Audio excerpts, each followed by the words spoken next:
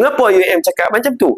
Kerana negeri Perlis adalah negeri yang ni untuk orang di negeri Perlis. UiM ni tengok anak-anak muda di negeri Perlis ni tak kurang hebat dia sebenarnya. Hebat-hebat semua. Sebab UiM duduk dalam dunia pendidikan ni telah lama. Daripada UiM muda, tak ada janggut, tak ada misal, comel, handsome, sampailah sekarang ni handsome lagi comel. UiM lihat anak-anak membesar. UiM tahu bahawa anak-anak muda di Perlis ni mampu berjaya seperti anak-anak muda di tempat-tempat lain. Mengapa UiM cakap macam tu? Kerana negeri Perlis adalah negeri yang comel, negeri yang kecil, negeri yang ujung kan.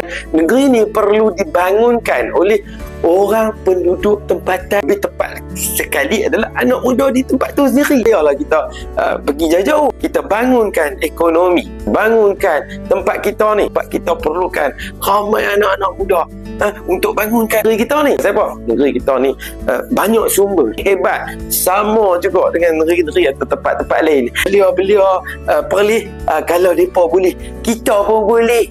Perlis buat boleh.